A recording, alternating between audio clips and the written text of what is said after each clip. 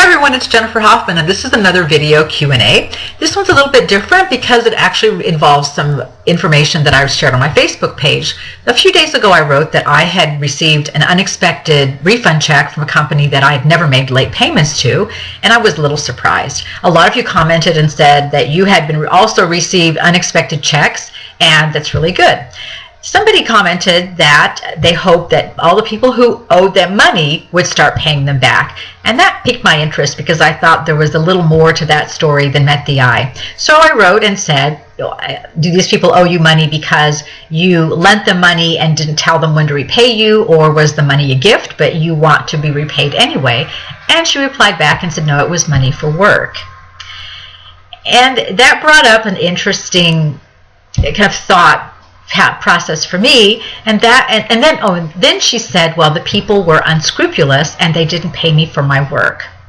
So were the people really unscrupulous? And my response to that is no. But what happened is, if you do work for people, or if you do something for people and you expect to be paid but you don't tell them that, then they have no obligation to pay you. But it goes much deeper than that, and this is about value. What is your work worth?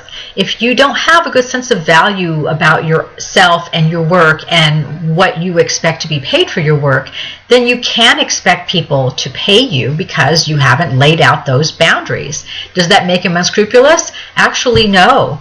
If you offer something and everyone thinks it's free, no one's going to pay you for it. Or if you offer something at a price, say it's $10, but it's actually worth $40, is anyone going to pay you $40 if the price is $10? Of course they're not going to.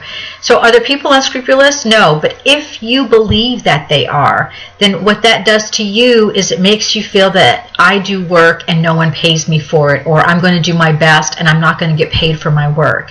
What you really need to do is look at what you're charging for your time or your work, or how you're valuing yourself and your own time, and charge according to that. And make sure that you're very clear that you don't work for free. Here are your rates. Here is, you give them a price schedule, and you go from there. And something I've noticed too on the internet is a lot of people who don't post their prices. And I disagree with that, quite frankly. I think it's very bad business practice, partly because when you go in a store and you pick something up and you're going to buy it, what do you look at? The price. So either the price is too expensive and nobody wants to pay it, or there's something about the price that isn't jiving there. Anyway, if you want people to pay you for your work, let them know what your work is worth by letting them know what your work costs. Get paid up front, get a deposit, do what you need to do to make sure that your customers know that they have to pay you. If they don't pay you, then don't work with them. But putting the proper things in place will ensure that they do. But this is really about value.